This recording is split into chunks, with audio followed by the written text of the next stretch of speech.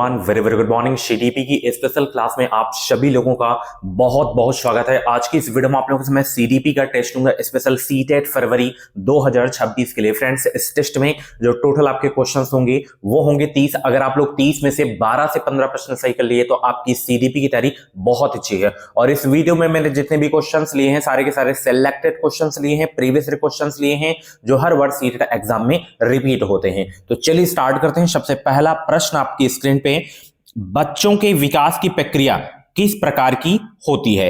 एक समान और क्रमानुसार, एक समान और अव्यवस्थित, या व्यक्तिगत व क्रमानुसार, या व्यक्तिगत व अव्यवस्थित? बताएंगे पहले प्रश्न का राइट आंसर क्या हो जाएगा। सभी को गुड मॉर्निंग, सभी को गुड मॉर्निंग। चलिए सभी लोग पहले प्रश्न का राइट आंसर देने का प्रयास करेंगे। बच्चों के विकास की प्रक्रिया किस प्रकार की होती है? तो ये होती है व्यक्तिगत व क्रमानुसार। तीसरा ऑप्शन बिल्कुल करेक्ट हो जाएगा। डेली हमारे चैनल पे मॉर्निंग में 9:30 बजे, दोपहर में 2:30 बजे, शाम को 6:45 पे हमारे चैनल पे क्लास करवाई जाती है और पीवाईक्यू सॉल्व करवाए जाते हैं। चलिए नए पीवाईक्यू होते हैं। अगला प्रश्न यहां पे देख सकते हैं, आजकल सिद्धांतकार क्रांतिक अवस्था के बजाय संवेदनशील अवधि का प्रयोग करते हैं क्योंकि विकास की प्रकृति गतिशील है, या विकास केवल आनुवंशिकता से निर्धारित होता है, या विकास केवल पर्यावरण द्वारा निर्धारित किया जाता है, या विकास स्थिर और नियत है? बहुत ही अच्छा प्रश्न है, इंपॉर्टेंट प्रश्न है आपके एग्जाम के लिए। चारों ऑप्शन अच्छे से पढ़ना, टैग वर्ड का भी प्रयोग आप करना, सभी का प्रश्न ये सही होना चाहिए। गुड मॉर्निंग सभी लोग। फटाफट वीडियो को लाइक शेयर जरूर कर दें और चैनल पर नए हो तो सब्सक्राइब जरूर कर लेना। देखिए, क्या विकास स्थिर होता है? नहीं भाई, केवल लगा है काट दो, केवल लगा है काट दो। विकास की प्रकृति गतिशील है, ठीक है, तो पहला ऑप्शन बिल्कुल करेक्ट हो जाएगा। मतलब विकास हमेशा होता ही रहता है। आपकी शरीर है, विकास क्या रुकता है? नहीं, विकास चलता ही रहता है, ठीक है। तो यहां पे पहला ऑप्शन बिल्कुल करेक्ट हो जाएगा। चलिए अगला प्रश्न आपकी स्क्रीन पे यहां पे देख सकते हैं कि नरेश और मुकेश उम्र में लगभग बराबर हैं, लेकिन दोनों के संज्ञानात्मक व सामाजिक विकास में अंतर है। यह किस सिद्धांत के कारण है? विकास का शीर्षगामी सिद्धांत, विकास का समीप दुर्भिमुख सिद्धांत, व्यक्तिगत भिन्नताओं का सिद्धांत, या एक रूपता का सिद्धांत? बताइए करेक्ट आंसर क्या होगा। गुड मॉर्निंग सभी को, गुड मॉर्निंग। और भी क्लासेस आपको प्लेलिस्ट में मिल जाएंगी, तो एक बार विजिट जरूर करना प्लेलिस्ट को।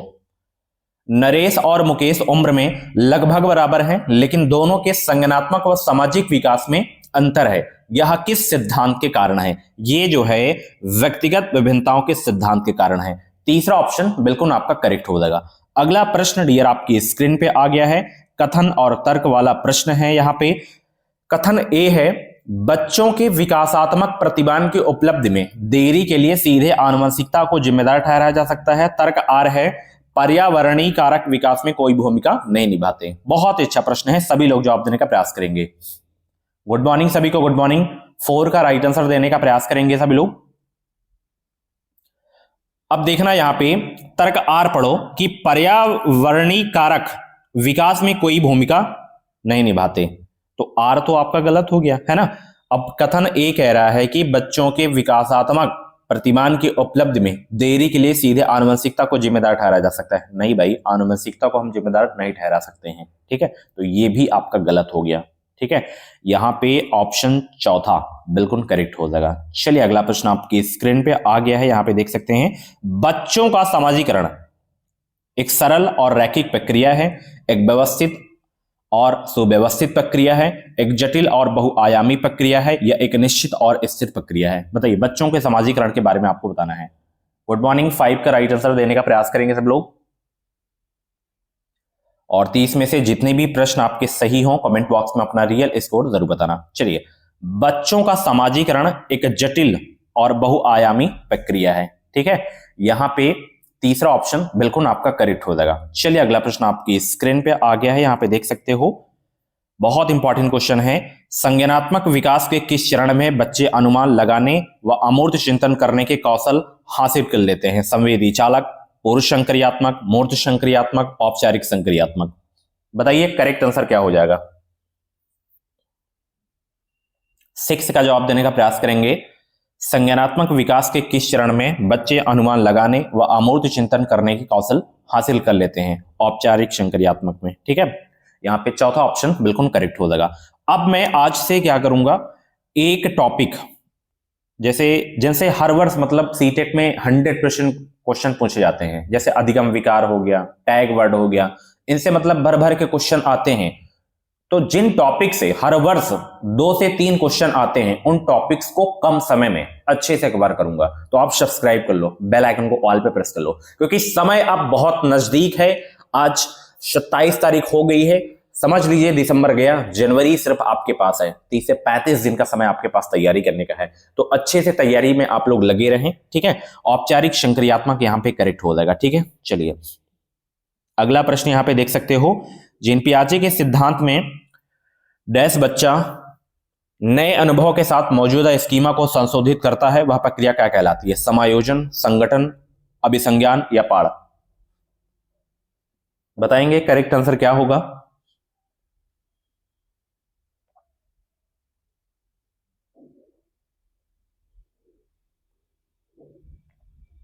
जिन पियाजे के सिद्धांत में समायोजन यहां पे होगा, क्या होगा? समायोजन। जीन पियाजे के सिद्धांत में समायोजन, जब बच्चा नए अनुभव के लिए मौजूदा स्कीमा को संशोधित करता है, वह प्रक्रिया क्या कहलाती है? समायोजन। ठीक है, चलिए अगला प्रश्न यहां पे देख सकते हैं, जीन पियाजे के अनुसार आत्म केंद्रिता के क्या मायने हैं? बताएंगे सब लोग, आत्म केंद्रिता के क्या मायने हैं? किसी स्थिति के एक से ज्यादा आयाम पर विचार करने की क्षमता, सोच प्रक्रिया को मानसिक संरचनाओं के आधार पर संगठित करना, मौजूदा स्कीमा का उपयोग करते हुए संसार की समझ बनाना, या दूसरों के अनुभवों व सांसारिक दृष्टिकोण को अपनी दृष्टि से देखने की प्रवृत्ति। बताइए जीन पियाजे के अनुसार आत्म केंद्रिता के क्या मायने हैं? 8 का जवाब देने का प्रयास करेंगे सब लोग। फटाफट वीडियो को लाइक करें सब लोग, शेयर भी कर दें, और जितने भी लोग चैनल पे नए हैं सब्सक्राइब जरूर कर लेंगे। इस चैनल से आपको निश्चित ही मदद मिलेगी। जीन पियाजे के अनुसार आत्म केंद्रिता के क्या मायने हैं? दूसरों के अनुभवों व सांसारिक दृष्टिकोण को अपनी दृष्टि से देखने की प्रवृत्ति। यहाँ पे चौथा ऑप्शन बिल्कुल करेक्ट हो जाएगा। चलिए अगला प्रश्न आपकी स्क्रीन पे यहाँ पे देख सकते हो भाई, बहुत ही अच्छा प्रश्न है। यहाँ पे लेवाइगोस्की के अनुसार किसका संज्ञानात्मक विकास में महत्वपूर्ण योगदान है? अनुबंधन का, पुनर्बलन का, या सांस्कृतिक प्रवेश का, या स्कीमा का? 9 का जवाब देने का प्रयास करेंगे। लेवाइगोस्की के अनुसार किसका संज्ञानात्मक विकास में महत्वपूर्ण योगदान है?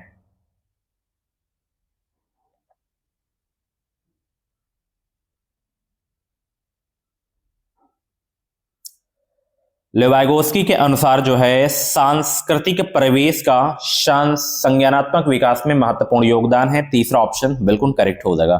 नेक्स्ट क्वेश्चन आपकी स्क्रीन पे, लेवाइगोस्की के सिद्धांतों पर आधारित कक्षा में किसको महत्वता दी जाएगी? शाश्वत पाठ व रटने को, सहयोगात्मक सीखने को, इनाम व सजा के उपयोग को, या प्रतिक्रियाओं के अनुबंधन को? बहुत ही अच्छा प्रश्न है, सभी लोग जवाब देने का प्रयास करेंगे। 10 का जवाब देने का प्रयास करेंगे सब लोग। लेवाइगोस्की के सिद्धांतों पर आधारित कक्षा में किसको महत्वता दी जाएगी? सहयोगात्मक सीखने को। ठीक है, यहां पे दूसरा ऑप्शन बिल्कुल करेक्ट हो जाएगा। अगला प्रश्न आपकी स्क्रीन पे यहां पे देख सकते हैं, लॉरेंस कोहलबर्ग ने अपने सिद्धांत में नैतिक विकास के कितने चरण प्रतिपादित किए हैं? 6, 7, 5, 4? बताएंगे करेक्ट आंसर क्या हो जाएगा? लॉरेंस कोहलबर्ग ने अपने सिद्धांत में नैतिक विकास के कितने चरण प्रतिपादित किए हैं? बहुत ही अच्छा प्रश्न है आपके एग्जाम के लिए, यह क्वेश्चन बहुत इंपॉर्टेंट है, स्क्रीनशॉट भी ले लेना आप इस प्रश्न की। नैतिक विकास के कितने चरण प्रतिपादित किए हैं? 6 चरण। यहां पे पहला ऑप्शन बिल्कुल आपका करेक्ट हो जाएगा। ठीक है, चलिए अगला प्रश्न आपकी स्क्रीन पे यहां पे देख सकते हो कि कोहलबर्ग के नैतिक विकास के किस चरण में व्यक्तियों का मानना है कि सामाजिक व्यवस्था को बनाए रखने के लिए निश्चित नियमों का पालन किया जाना चाहिए? यांत्रिक सापेक्षता अभिविन्यास, सजा और आज्ञाकारिता अभिविन्यास, कानून और व्यवस्था अभिविन्यास, या अच्छी लड़की जो है अभिविन्यास? बताएंगे करेक्ट आंसर क्या हो जाएगा सभी लोग?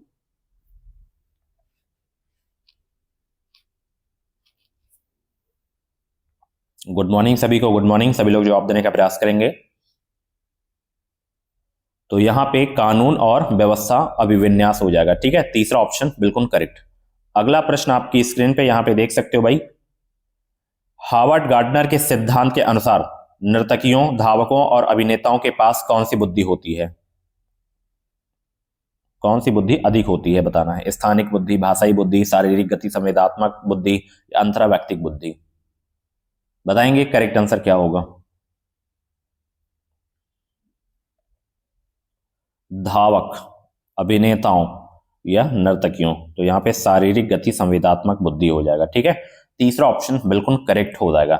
नेक्स्ट क्वेश्चन यहां पे देख सकते हो, सह शिक्षा कक्षा में लड़कों के लिए एक शिक्षक की टिप्पणी पुरुष बनो और लड़कियों की तरह व्यवहार मत करो किसको बढ़ावा दे रहा है? बताइए।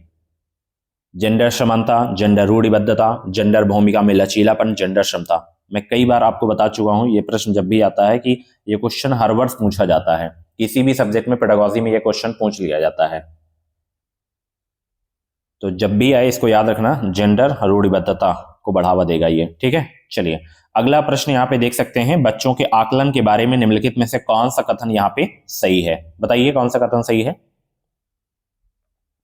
मूल्यांकन का प्राथमिक उद्देश्य तुलना है, या आकलन का प्राथमिक उद्देश्य चिंता और भय उत्पन्न करना है, या मूल्यांकन विभिन्न साधनों का उपयोग करके किया जाना चाहिए, या मूल्यांकन में बच्चों द्वारा स्वयं मूल्यांकन शामिल नहीं होना चाहिए? करेक्ट आंसर क्या होगा? बच्चों के आकलन के बारे में निम्नलिखित में से कौन सा कथन सही है? तो केवल ये वाला कि मूल्यांकन विभिन्न साधनों का उपयोग करके किया जाना चाहिए। तीसरा ऑप्शन बिल्कुल आपका करेक्ट हो जाएगा डियर। चलिए अगला प्रश्न आपकी स्क्रीन पे 16 का जवाब देने का प्रयास करेंगे यहाँ पे, कि निम्नलिखित में से कौन समावेशी शिक्षा की भावना का पालन नहीं करता है? विभेदित निर्देश, सीखने के लिए सार्वभौमिक डिजाइन, या पृथक्करण और नामीकरण, या सहयोगपूर्ण सीखना? बताइए निम्नलिखित में से कौन समावेशी शिक्षा की भावना का पालन नहीं करता? सभी लोग जवाब देने का प्रयास करेंगे, बहुत इंपॉर्टेंट क्वेश्चन आपके एग्जाम के लिए। 16 का जवाब देने का प्रयास करेंगे।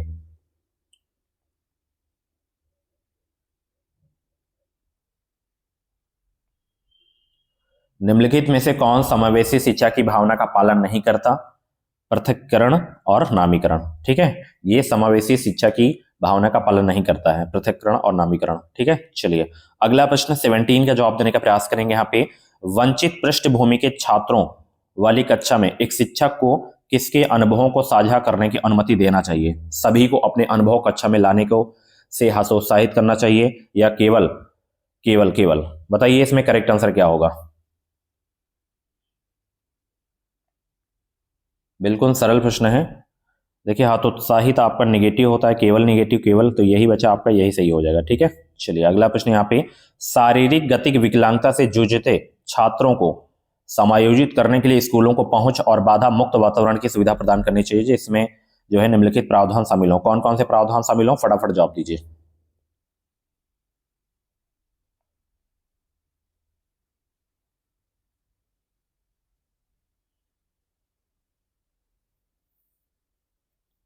इसमें व्हील चेयर होनी चाहिए, पहिया वाली कुर्सी, साथ ही वॉकर भी होना चाहिए, एंड हैंड रेल के साथ जो है रैंप भी होना चाहिए। ये तो तीनों होने ही चाहिए। ठीक है, ब्रेल प्रणाली तो जो दृष्टिबाधित छात्र होते हैं उनके लिए होता है। ठीक है, उभरा हुआ टाइल भी इनके लिए प्रयोग में लाया जाता है, बट ऑप्शन के हिसाब से चलेंगे तो यहाँ पे पहला ऑप्शन सही होगा, क्योंकि जब ये व्हील चेयर चलती है, उभरी हुई टाइल रहेगी तो वो फिसलेगी नहीं। ठीक है, तो वो भी उपयोग में रहता है। चलिए अगला प्रश्न है, निम्नलिखित में से कौन सी अधिगम अक्षमता से जूझने वाले छात्रों की विशिष्ट पहचान विशेषताएं हैं?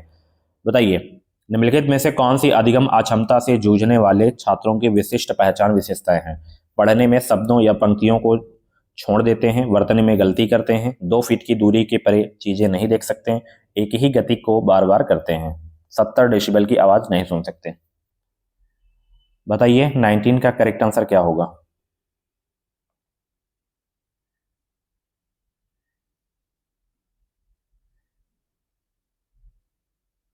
तो यहाँ पे दूसरा करेक्ट होगा, 2 फीट की दूरी के परे चीजें नहीं देख सकते। ठीक है, चलिए अगला प्रश्न यहाँ पे देख सकते हो, बहुत ही अच्छा प्रश्न है, प्रतिभाशाली बच्चों के बारे में निम्नलिखित में से कौन सा कथन यहाँ पे सही है? बताइए कौन सा सही है। प्रतिभाशाली बच्चों को किसी भी खास शैक्षणिक संशोधन की आवश्यकता नहीं होती, या प्रतिभाशाली बच्चों को बार बार करने के लिए बहुत ही सरल नियमित कार्य दिए जाने चाहिए, या प्रतिभाशाली बच्चों में बहुत अधिक भावनात्मक परिपक्वता होती है, या प्रतिभाशाली बच्चों की सीखने की विशिष्ट जरूरतें होती हैं जिन्हें अक्सर कक्षाओं में नजरअंदाज कर दिया जाता है। यही वाला सही होगा। ठीक है, चलिए अगला प्रश्न आपकी स्क्रीन पे आ गया है भाई। माध्यमिक कक्षाओं में छात्रों की सक्रिय भागीदारी को किसके द्वारा बढ़ावा दिया जाना चाहिए? सकारात्मक और नकारात्मक पुनर्बलन द्वारा, या निष्क्रिय श्रवण द्वारा, या प्रतियोगिता को बढ़ावा देकर, या पूछताछ और जांच की प्रक्रियाओं के माध्यम से? 21 का जवाब दीजिए सब लोग। माध्यमिक कक्षाओं में छात्रों की सक्रिय भागीदारी को किसके द्वारा बढ़ावा दिया जाना चाहिए?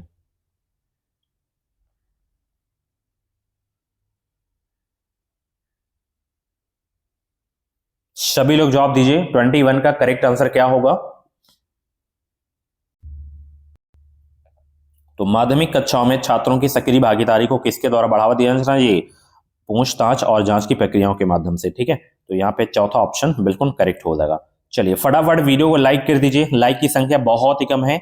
चलिए हजारों की संख्या में आप लोग देखते हैं क्लास को, बट वीडियो 50-100 ही आती है, तो इसको भी 1000 में ले जाइए। चलिए, समकक्षियों से चर्चा व संवाद की शिक्षा शास्त्रीय पद्धतियां समस्या समाधान के कौशल के विकास में बाधा डालती है। तर्क आर है, अधिगम प्रक्रिया जो है का स्वरूप व्यक्तिवादी है ना कि सामाजिक। बताइए करेक्ट आंसर क्या होगा?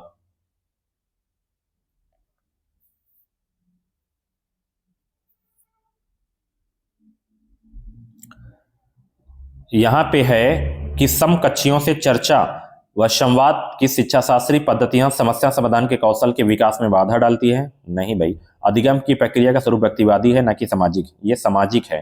ठीक है, तो ए और आर दोनों गलत हैं आपके। ठीक है, चलिए, एक शिक्षक को अपने विद्यार्थियों को किस प्रकार के लक्ष्य निर्धारित करने के लिए प्रोत्साहित करना चाहिए? महारत उन्मुख, प्रदर्शन उन्मुख, या विफलता को स्वीकारने वाले, या असफलता से बचने वाले? बहुत ही अच्छा प्रश्न है आपके एग्जाम के लिए।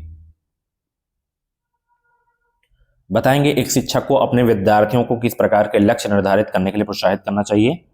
महारत उन्मुख। ठीक है, पहला ऑप्शन बिल्कुल करेक्ट हो जाएगा। अगर आप मेरे डेली क्लास देखते होंगे तो ये प्रश्न मैं एक बार करवा भी चुका हूं, सारे प्रश्न करवा चुका हूं, तो आज आपका स्कोर जाना चाहिए ठीक ठाक। चलिए, एक व्यक्ति की धारणाएं उसके सीखने पर एक महत्वपूर्ण प्रभाव डालती है। निम्नलिखित में से कौन सी धारणा सीखने पर एक सकारात्मक प्रभाव डालेगी? बताइए कौन सा करेक्ट आंसर होगा 24 का?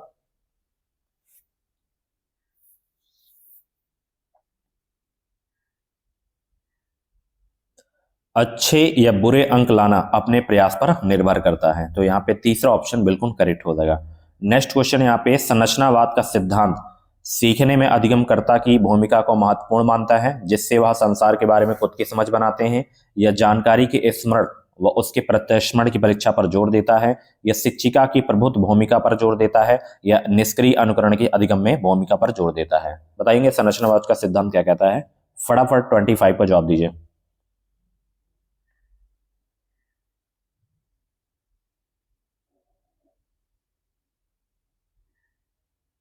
तो संरचनावाद का सिद्धांत सीखने में अधिगमकर्ता की भूमिका को महत्वपूर्ण मानता है, जिससे वह संसार के बारे में खुद की समझ बनाते हैं।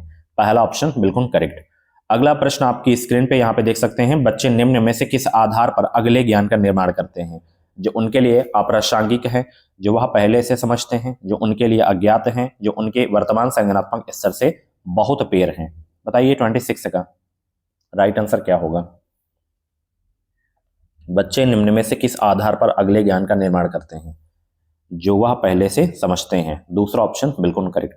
अगला प्रश्न यहां पे देख सकते हैं, संज्ञान व संवेगों के बारे में कौन सा कथन सही है? यहां पे संज्ञान व संवेग की प्रक्रिया एक दूसरे से स्वतंत्र हैं, संज्ञान व संवेग एक दूसरे से गुथे हुए हैं, वो एक दूसरे को प्रभावित करते हैं, या जो है संज्ञान संवेग पर प्रभाव डालता है परंतु संवेगों का संज्ञान पर कोई प्रभाव नहीं पड़ता। संवेग संज्ञान पर प्रभाव डालते हैं परंतु संवेगों का संज्ञान पर कोई प्रभाव नहीं पड़ता। बताइए करेक्ट आंसर क्या होगा? 27 का राइट आंसर क्या होगा? संज्ञान व संवेगों के बारे में कौन सा कथन सही है? ये वाला कि संज्ञान व संवेग एक दूसरे से गुधे हुए हैं, वह एक दूसरे को प्रभावित करते हैं। तो यहाँ पे दूसरा ऑप्शन बिल्कुल करेक्ट हो जाएगा। चलिए नेक्स्ट क्वेश्चन यहाँ पे देख सकते हैं, किन शैक्षिक प्रणालियों द्वारा छात्रों में सार्थक अधिगम को प्रोत्साहित नहीं किया जा सकता है? अन्वेषण और प्रयोग, या अधिसंज्ञानात्मक कौशलों का विकास, या चर्चा और बहस, या निष्क्रिय सुनने के कौशल? तो यही निगेटिव है, यही आपका सही हो जाएगा चौथा वाला। ठीक है, चलिए 28 का चौथा ऑप्शन बिल्कुल करेक्ट हो जाएगा। नेक्स्ट क्वेश्चन, विद्यार्थियों द्वारा निर्मित भ्रांतियों को निपटने के लिए रचनात्मक दृष्टिकोण क्या सुझाव देता है? उन्हें अनदेखा करना चाहिए, या उन्हें निष्क्रिय हटने के लिए बहुत सारी विषय वस्तु देनी चाहिए, या विद्यार्थियों को सजा देनी चाहिए, या भ्रांतियों के प्रत्युत्तर हेतु चर्चा के मौके मुहैया करवाने चाहिए? पॉजिटिव क्वेश्चन है तो पॉजिटिव ऑप्शन भी आना चाहिए, क्योंकि अनदेखा नहीं करना है आपको, निष्क्रिय, सजा, ये सब आपके नेगेटिव हैं। चलिए लास्ट क्वेश्चन आपकी स्क्रीन पे, यहाँ पे कथन तर्क वाला प्रश्न है यहाँ पे कि स्कूलों को माता पिता को किसी भी तरह से उनके बच्चों की शिक्षा में शामिल नहीं करना चाहिए। भाई गलत हो गया ये। समुदाय के साथ संपर्क स्थापित करने से विद्यार्थियों के अर्थपूर्ण अधिगम में बाधा उत्पन्न होती है, ये भी गलत।